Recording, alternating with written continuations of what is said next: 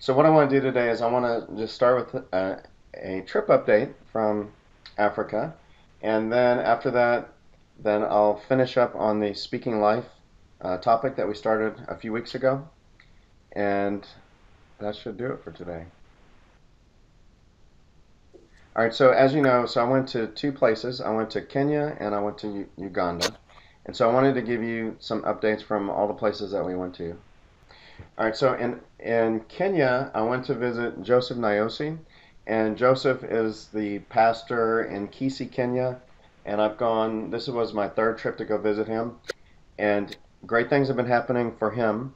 So he started off with one church, and now he's got three churches, and he's calling them all Dominion churches because they're teaching about authority, dominion, faith, healing, all the things that we talk about in this Bible study.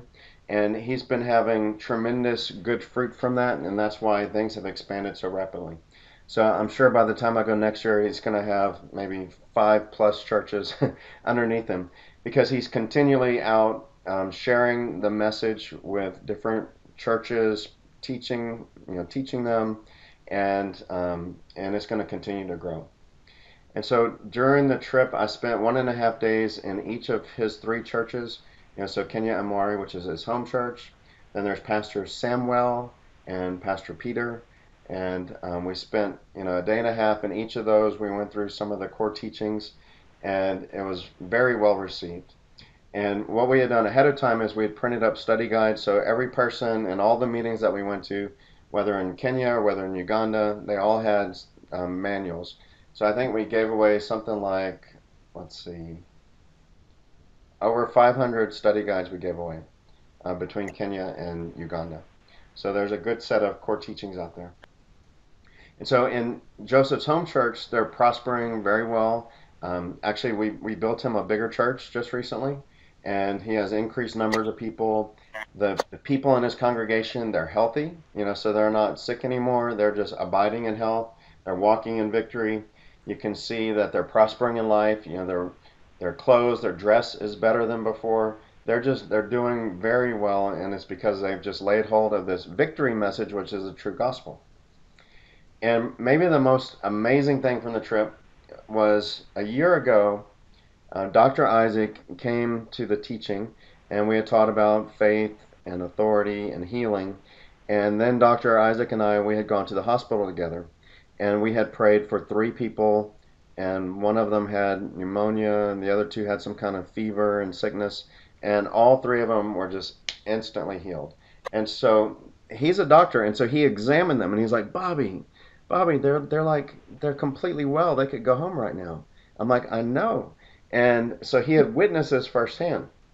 And then Dr. Isaac and I had prayed for his hospital, and he had 15 patients, and 13 of those patients went home healed the next day, which is 18 hours later. And then the remaining two patients, they went home 24 hours later. So all 15 of his patients were healed by the power of God. And so he like totally believed in divine healing. And so what he's done is he's gone back to his hospital, which is hours away from Joseph's church. He's gone back to his hospital, and now their primary means of treating patients, the first thing they do when a patient comes in their hospital is they lay hands on them and they pray for them. And he says that now, more often than not, they don't even treat them with medicine. They just pray for them and God heals them. That is like phenomenal. That is awesome. I know, like, wow. And so I think he had three more doctors came for training this year. And truly, this is going to spread. Like, in the name of Jesus, it will spread that the main way of treating patients will be by the power of God and not needing medicine. I mean, we have doctors doing that. I mean, that is awesome. That's awesome, Bobby. Yeah, I love it. Yeah, Then that is. another great thing that Joseph's doing, he was extremely organized. Like he's running a tight ship. Um, Everything is well structured. It's really just nice to see what they're doing. So Joseph has also gotten involved with the Kenyan government, and he had I think three or four Kenyan government officials that were in the teachings that we were doing, and they embraced the message about faith and authority. And now Joseph is engaged and plus they gave us a free ticket. They said, come to Kenya anytime and we'll take care of you. The government of Kenya, we will take care of you. So we're very well received by the government.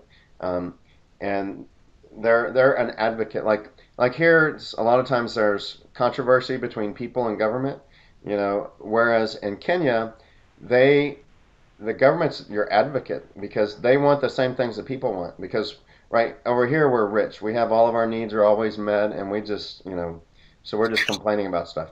Over there, they want the same things. They want food. They want water. They want electricity. They want good roads. And so they want peace. They don't want any of this fighting that's going on.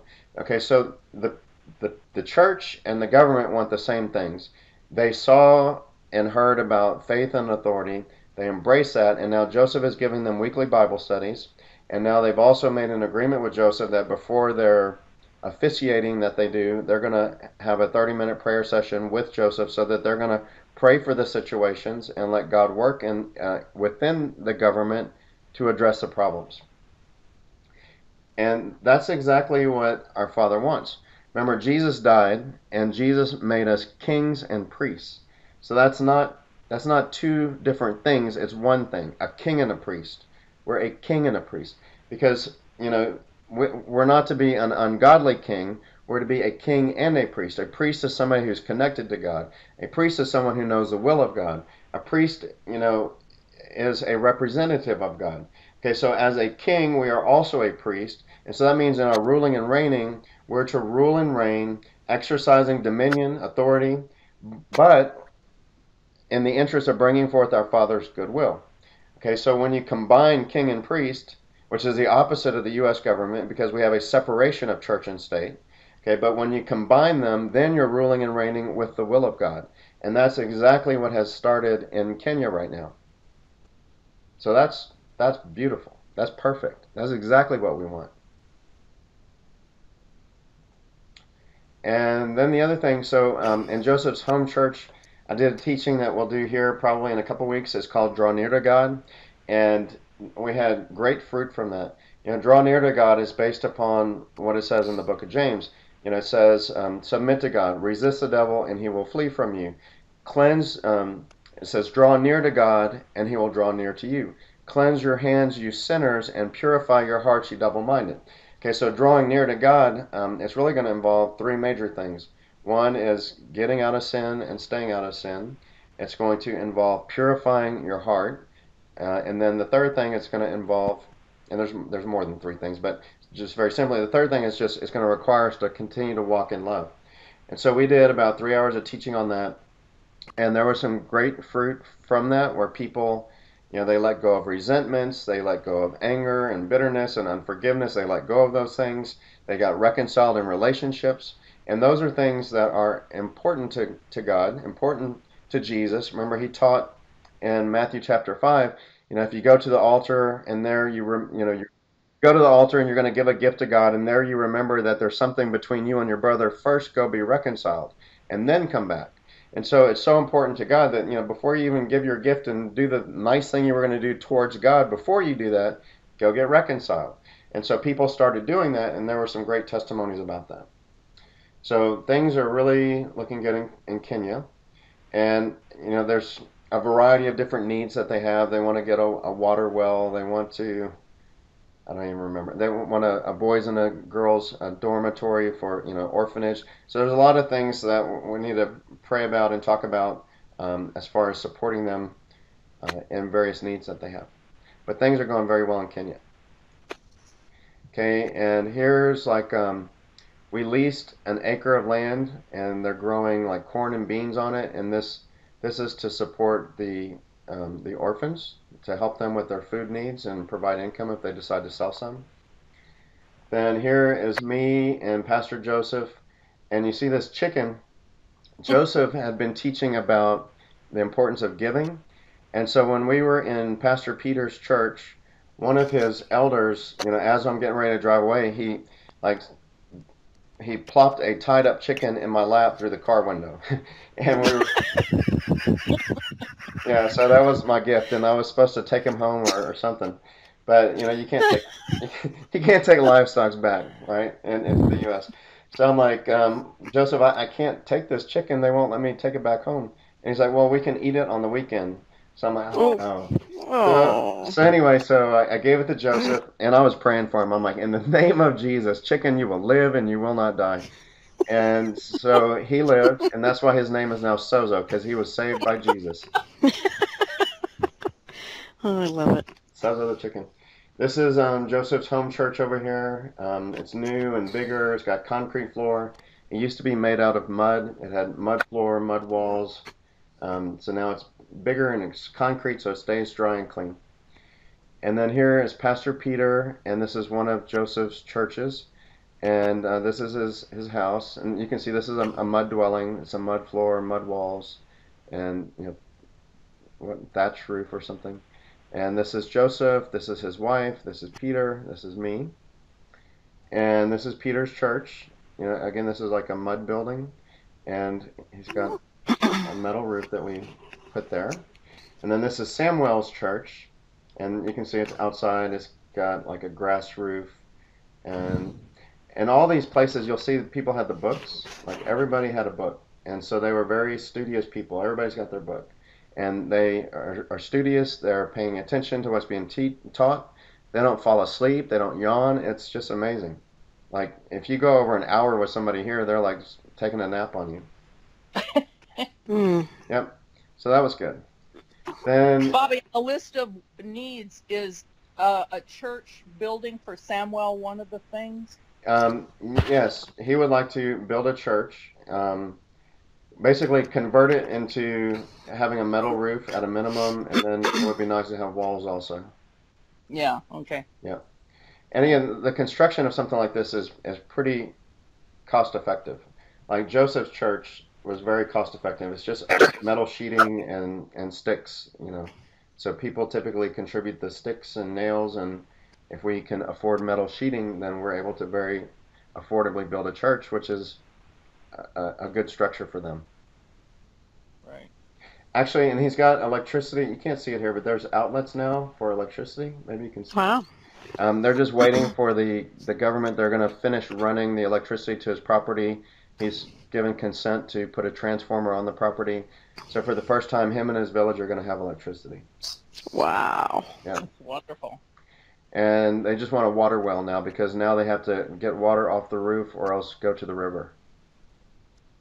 Okay, and then in Uganda, Pastor Rogers is one of my key contacts there.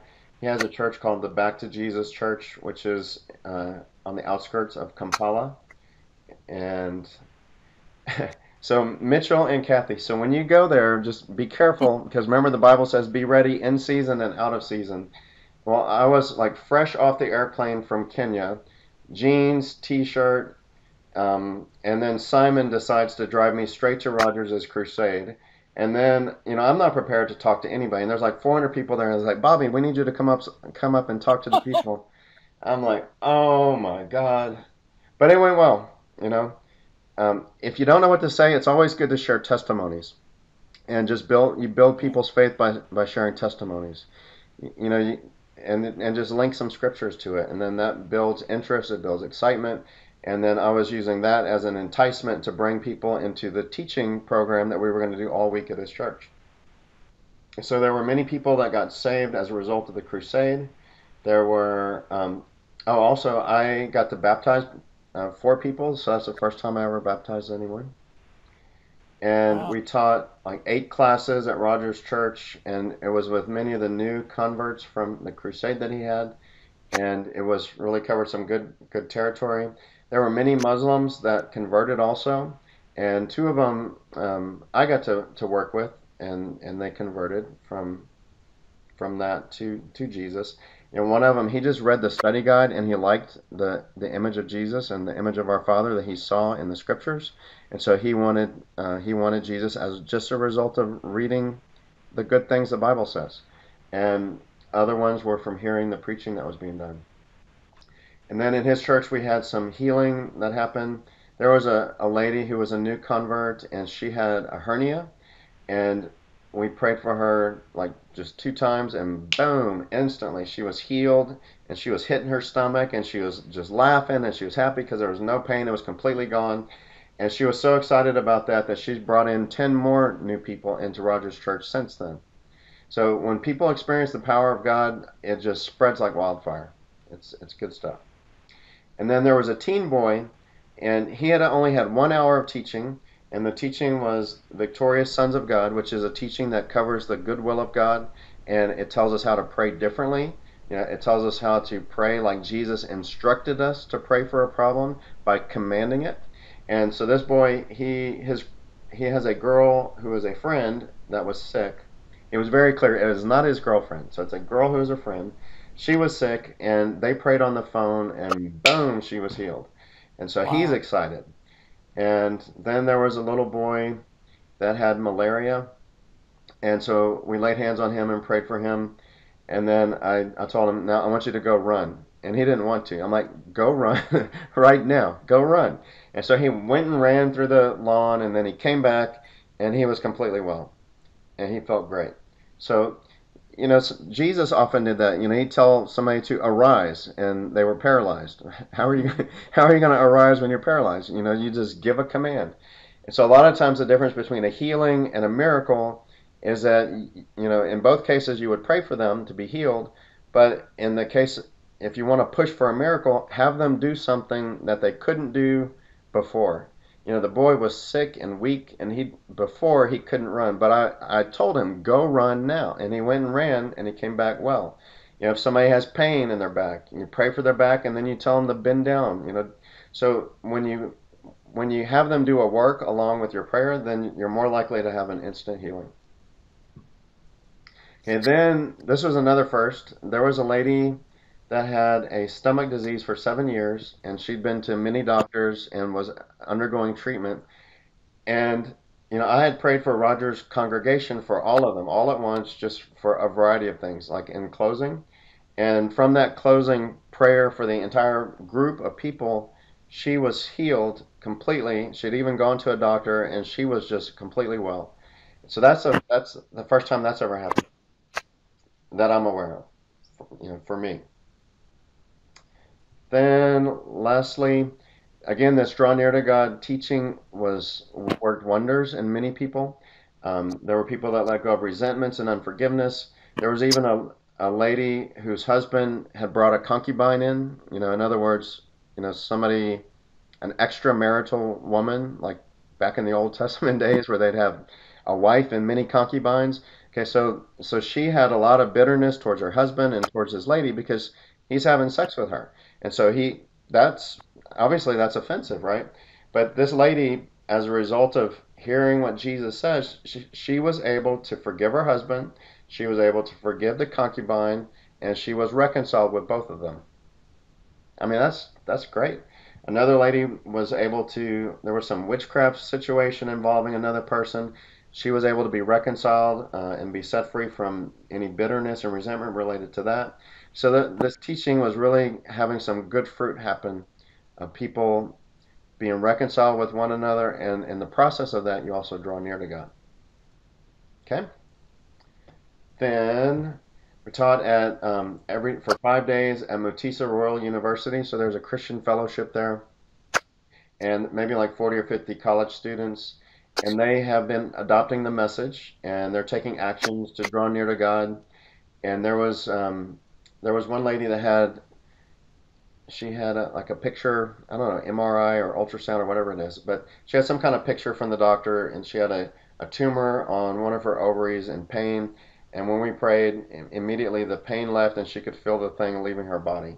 And so she was very happy about that. And also, they're eager to put in practice the message they receive. They're eager to do evangelism works. And so we also got them a portable sound system, which we used during the teaching, and now they're going to continue using for evangelism work that they've been wanting to do. Okay, then lastly, Nsimbe Simon. And so we met Nsimbe Simon through Marlene and Enzo, who had a relationship with him. I don't know how you found him, Marlene.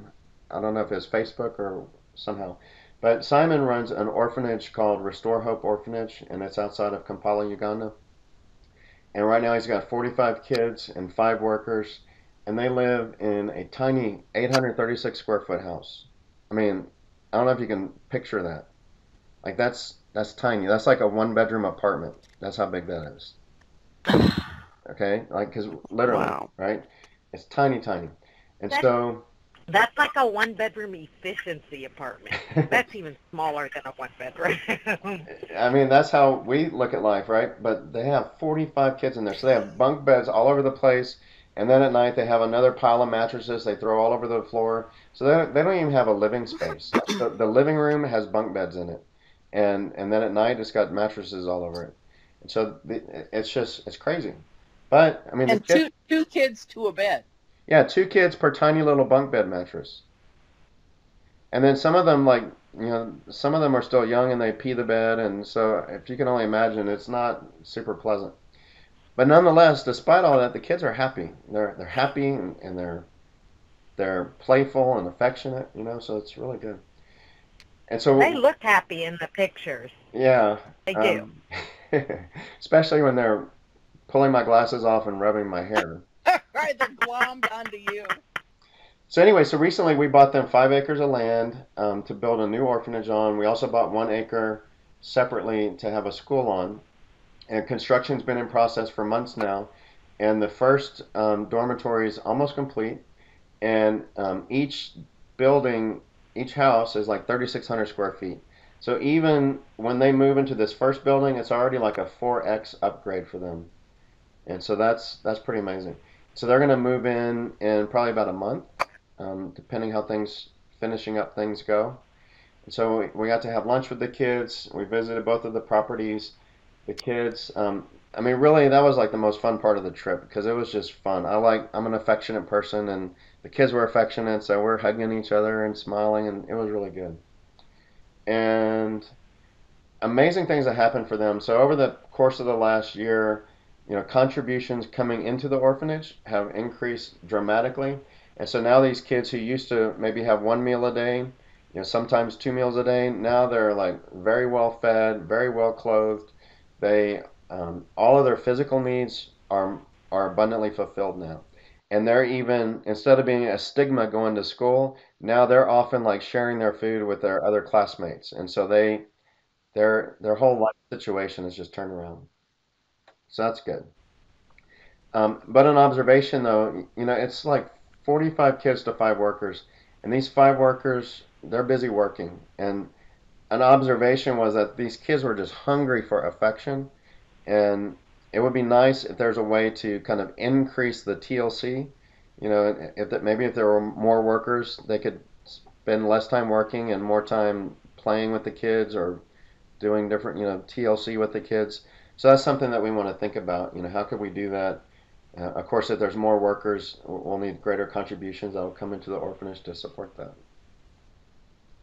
All right, so here is me out of season on stage, but thank God it went well. And then here, this is me baptizing for the first time. And then over on the right, this is Rogers Church, which is in construction. It's being built. It originally was made of like tarp and sticks, and then that fell down, and then they started building the brick walls, and there's a whole lot more work to do, but it's being reconstructed, and it has a really nice picture of how that's going to turn out. Here is Mutisa Royal University, where we're teaching the college students. See, everybody's got their books. There's books everywhere. So the people we're working with, like Rogers and Joseph, they're very good about getting study guides into the hands of every person that we're teaching. Even when we were in Uganda, we had to have more books made because we had more numbers than we anticipated. So it's really good when people have a study guide, especially in their own language. And then here is the new orphanage. So this is it's a 60 feet by 60 feet, 60 foot by 60 foot building, so 3,600 square feet. There's like, what is it, 13 bedrooms, 12 bedrooms, one like bathing room, and then a huge living room where there's going to be couches and TVs and chairs and different things. And and this is actually, I don't know if you saw these pictures already, Mitchell and Kathy, but they made a statue of your dad there. And then the last picture, this is just me sitting here with some of the kids. So it was a great trip overall. The main thing is the people are rising in faith. They're walking in victory in Kenya. Amazing things happening at the hospital. Amazing things happening with the government. Then Rogers people are growing and the numbers are increasing. So great things are happening. So any questions about the trip?